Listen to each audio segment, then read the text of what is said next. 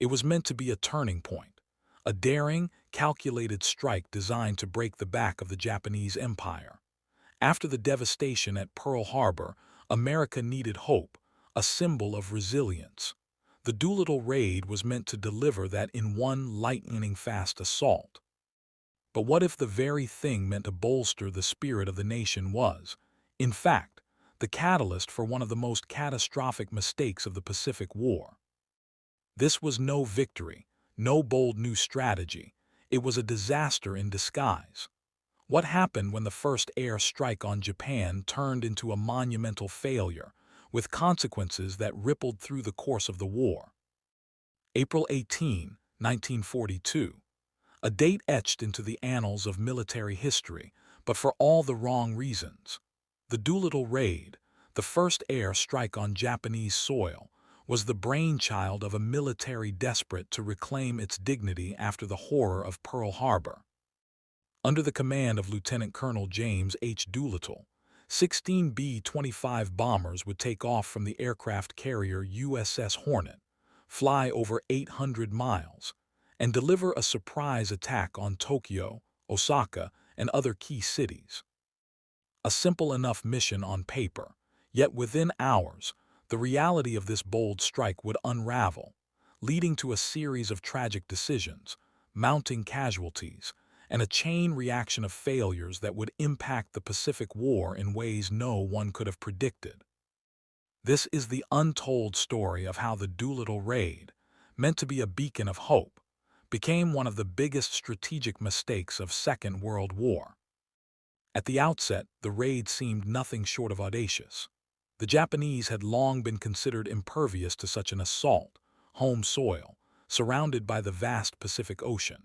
Yet, following the attack on Pearl Harbor, General Henry Hap Arnold, head of the U.S. Army Air Forces, insisted on a response that would strike fear into the heart of Japan. In the face of an increasingly unpredictable war, the Doolittle Raid was born from a need for retribution.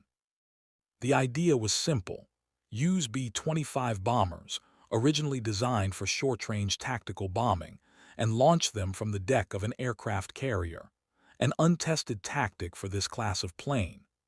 The goal was clear: hit Japan's most critical industrial and military hubs, disrupt their war machine, and provide a psychological victory for the American people. But this plan was nothing short of an illusion. The decision to use the Hornet, a carrier originally built for fighter planes, was reckless. The pilots brave, yes, but unprepared for the massive logistical challenges. The bombers, incapable of carrying large bomb loads and still having to navigate over 1,000 miles of enemy waters, would barely be able to reach Japan at all. Worse, the idea that they could make it back to friendly territory was, frankly, naive. What the planners did not see, however, was the looming disaster, the fatal cracks in the plan, hidden behind the veil of overconfidence. They had underestimated the Japanese response.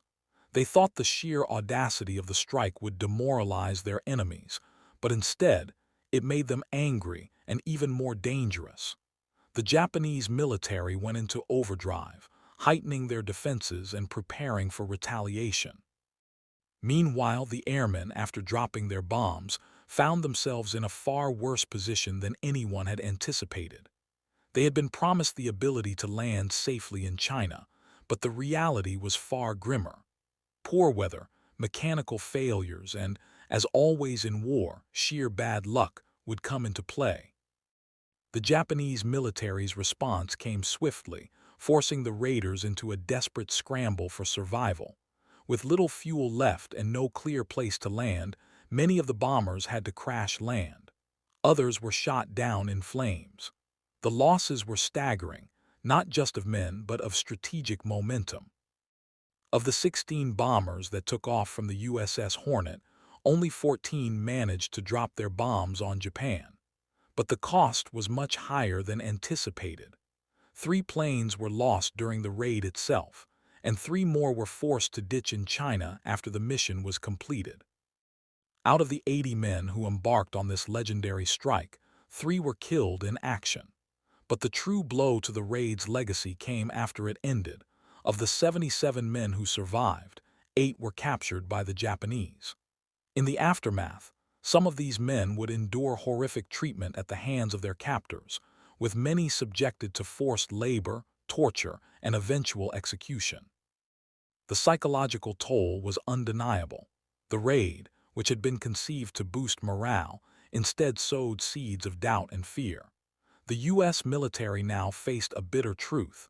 The strike on Japan had come at too high a price. The retaliation they feared was already in motion. The Japanese war machine would exact its revenge in ways no one had foreseen. And yet, the real tragedy was the haunting realization that the raid was ultimately ineffective in altering the course of the war. Yes, it delivered a blow to Japan's pride, but it did little to damage their industrial capacity or military strength. The strategic value of the mission was slim, and the cost to American lives was far too high. While the immediate impact of the Doolittle Raid seemed minor, its consequences reverberated far beyond the event itself. The Japanese leadership, initially shocked by the attack on their homeland, reacted swiftly and ruthlessly. In the wake of the raid, Japan's military high command, humiliated by the audacity of the Americans, recalibrated their strategy. But the raid also exposed a critical vulnerability in Japan's defense posture, their inability to defend their home islands from a direct air assault. This would push the Japanese to make even more aggressive moves in the Pacific, which ultimately contributed to the shifting dynamics of the war. The raid had inadvertently spurred the Japanese to rethink their position in the Pacific, hastening their involvement in battles like the Battle of Midway, where they would make fatal errors of their own. But the raid's real legacy would come in the form of a much more immediate and tragic consequence: Japan's decision to escalate its operations. Shortly after the raid, they initiated a brutal campaign in China, targeting civilians and military installations, which ultimately turned the region into a killing ground. Thousands of Chinese lives were lost as a direct result of the raid's fallout. What had been conceived as a military strike aimed at boosting morale, instead, deepened the horrors of war for those caught in the crossfire. On the American side, the consequences of the raid's failure rippled through the Pacific theater. The raid, initially perceived as a heroic and daring mission, soon became the subject of criticism. Some saw it as a victory, but others, particularly military strategists and policymakers, began to question its strategic value. The raid had failed to cripple Japan's war production or disrupt their military infrastructure in any meaningful way. Instead, it had simply angered them, drawing the U.S. further into a battle of attrition that would last for years. The U.S. military now found itself caught in a war it hadn't fully anticipated. While the raid had temporarily raised American spirits, it had also revealed the fragile nature of Allied strategy. The Americans were now in a race to adapt to an increasingly dangerous enemy, whose response to the raid proved that Japan would not be defeated by symbolic strikes alone. What were the mistakes that led to the Doolittle Raid's disastrous outcome? There were several factors, each compounding the others. First, there was the underestimation of Japan's defensive capabilities. The planners believed that a bold strike on Tokyo would have a lasting psychological effect. They didn't take into account Japan's formidable military infrastructure, nor did they fully anticipate how they would retaliate. The raid was conceived as a one-off mission, without regard to the long-term strategic consequences. Second, the decision to launch the raid from a carrier was far riskier than it seemed. The B-25 bombers were simply not designed for long-distance attacks from an aircraft carrier. The operational range was insufficient for the mission, leaving little room for error. This forced the airmen to push their planes to the limit, adding to the mechanical failures that plagued the mission. Third, there was the failure to properly plan for the return of the bombers. The original plan had hoped that the airmen would be able to land in China, where they would be assisted by local Chinese forces. But the Chinese infrastructure was not prepared for such an operation.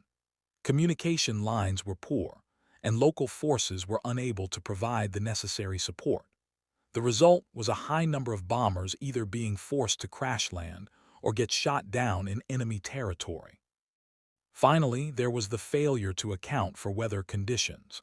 The pilots were forced to take off in extremely difficult conditions, battling against strong winds, poor visibility, and a lack of preparation.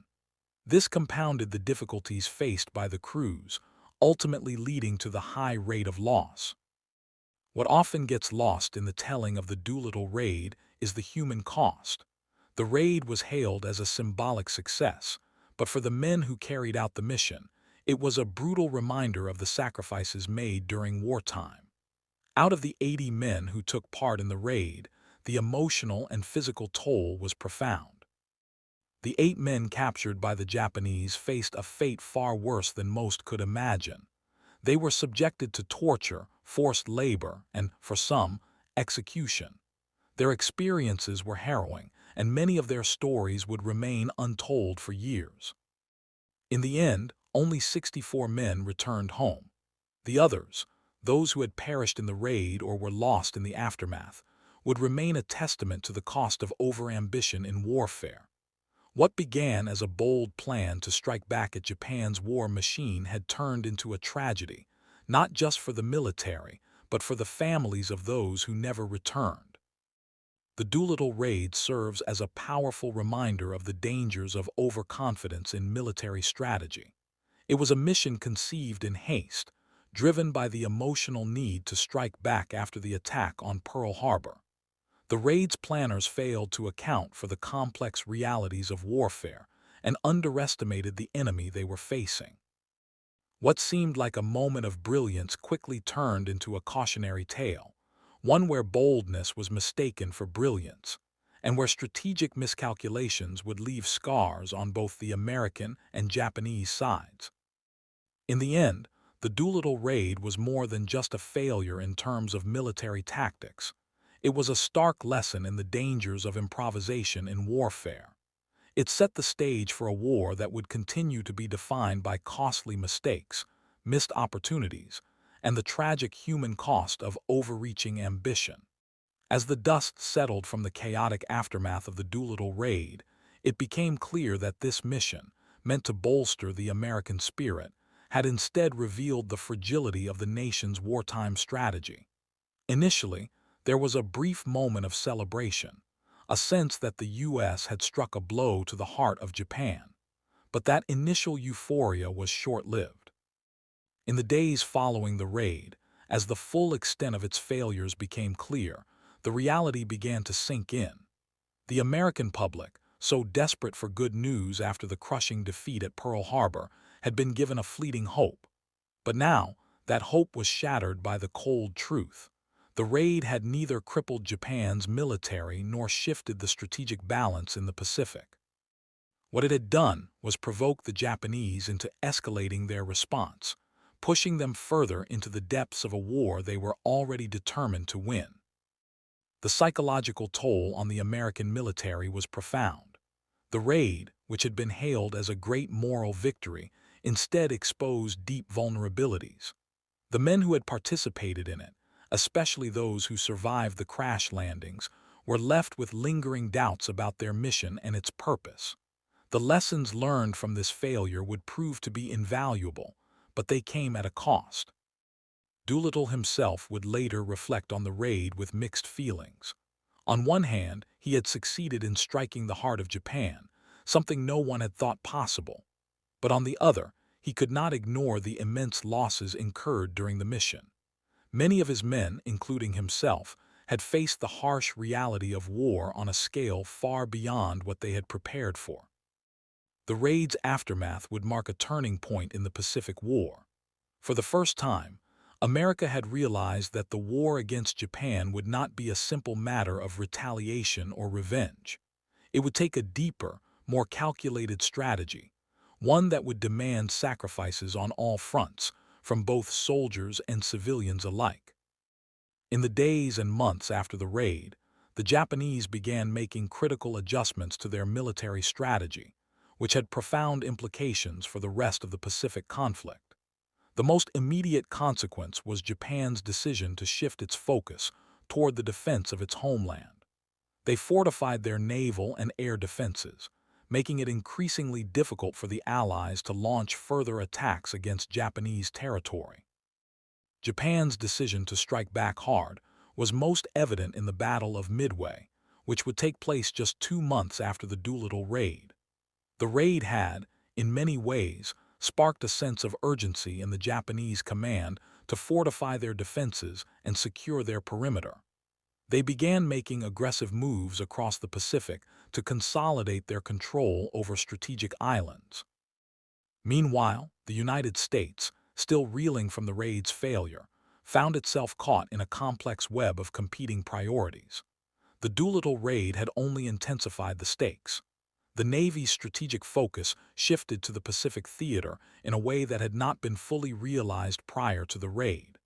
The Americans were now committed to a long and grueling fight against an enemy whose resolve had only been strengthened by the raid. This shift in Japanese tactics would have devastating consequences during the early stages of the war, as the Allied forces would struggle to break through Japan's increasingly formidable defenses.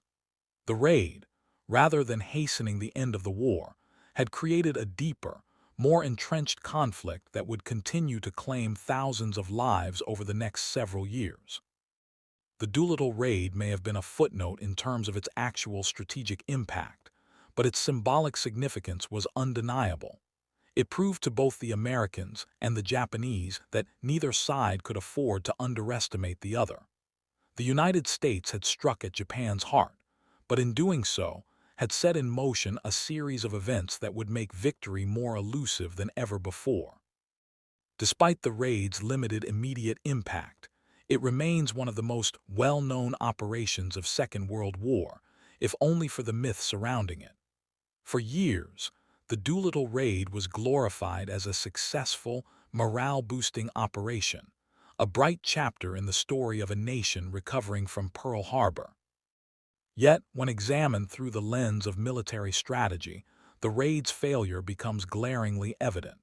In fact, the mission's very success, the emotional boost it gave to the American public, would later prove to be its greatest flaw. It sowed a dangerous belief that success could be achieved through symbolism alone, without fully understanding the complexity of strategic warfare. The raid was not just a failure in terms of its operational shortcomings, but also in its larger implications for the war effort. The American command had failed to fully grasp the strategic and logistical demands of a war against an enemy like Japan. It wasn't enough to launch a bold strike.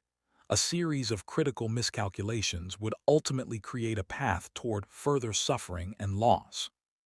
Doolittle's men had shown incredible bravery, but their mission ultimately highlighted a lack of foresight.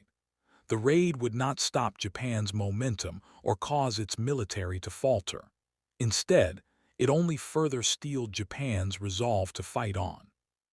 Despite all the failures and shortcomings of the Doolittle Raid, there was an element of hidden triumph in the mission, though it wasn't in the traditional sense of military success. The raid was never about winning the war in a single blow. It was about delivering a psychological strike. It was about demonstrating to the world, and to the American people, that Japan was not invulnerable, that they could be reached. But as time would reveal, the cost of that message was far steeper than anyone could have imagined. While the raid did achieve its goal of putting fear into the Japanese leadership, it did not disrupt the essential flow of the war. More importantly, it set in motion a series of decisions, both in Japan and the United States, that would shape the trajectory of the Pacific conflict for years to come. In the end, the Doolittle Raid serves as a reminder of how even the most daring operations can quickly spiral into failure. What was meant to be a glorious mission of revenge and retaliation became a disaster with far-reaching consequences. The raid taught one of the harshest lessons of war, that victory is not won with bravado, but with careful planning, preparation, and the cold, calculated understanding of the enemy. The Doolittle Raid's failure sparked an important shift in how the U.S. military approached operations in the Pacific. The raid had exposed the vulnerability of American aircraft and the limitations of carrier-based operations for long-range bombing missions. In the wake of the raid, military strategists began to rethink the way they would approach attacks against Japan, with an emphasis on more sustained and impactful efforts. One of the most significant results of the raid's failure was the eventual development of a new strategy that focused on more effective logistics and operational preparation. The lessons learned from the raid were not immediately clear to everyone, but over time, the realization would take root. Precision was more important than bravado, and overconfidence in a hastily assembled plan could prove disastrous. The U.S. military would focus more on gathering intelligence, ensuring that any future strikes were as effective as possible. The idea that a successful attack could simply send a message was discarded in favor of a strategy built around crippling Japan's industrial capacity and naval strength. The war was far from over, and the Pacific theater would demand much more from the U.S. than it had anticipated. The raid's failure would influence the American approach to subsequent operations, such as the Battle of Midway and the island-hopping campaigns, where planning and intelligence played a more prominent role. Every move in the Pacific was now subject to more careful scrutiny, with leaders like Admiral Chester W. Nimitz and General Douglas MacArthur becoming increasingly more involved in shaping the course of battle. But the raid's aftermath left a darker legacy in the form of a profound loss of trust in hasty, high-risk operations that lacked sufficient preparation. In some ways, the Doolittle Raid served as a bitter reminder of how, during times of desperation, military decisions can be shaped by emotional impulses rather than strategic clarity. This valuable lesson would echo throughout the rest of the war. While the raid's impact on the U.S. military was dramatic, the psychological toll on Japan was no less profound. The Japanese leadership, still reeling from the audacity of the attack, turned to more extreme measures in their quest for revenge. But more than just the physical damage caused by the bombs, the raid had a lasting psychological effect on the Japanese war machine. For the first time, Japan's military leadership was confronted with the idea that their homeland was not invulnerable. The raid had taken them by surprise and forced them to reassess their entire defensive strategy. No longer could they assume that the American military would be passive after Pearl Harbor. The psychological scars left by the attack would drive Japan to further brutalities in the following months and years, especially with their harsh reprisals in China and their increasingly aggressive moves throughout the Pacific. This psychological vulnerability, combined with overconfidence and a growing desire for vengeance, would be a key factor in Japan's strategic miscalculations during the war. Their desperation would lead to their overextension, ultimately contributing to their downfall at Midway, where Japan's imperial ambitions suffered a crushing blow. While the Doolittle Raid had not destroyed Japan's war-making ability, it had stirred up a hornet's nest of psychological consequences that Japan could not easily shake off. In any analysis of the Doolittle Raid, the human cost is often glossed over in favor of its symbolism.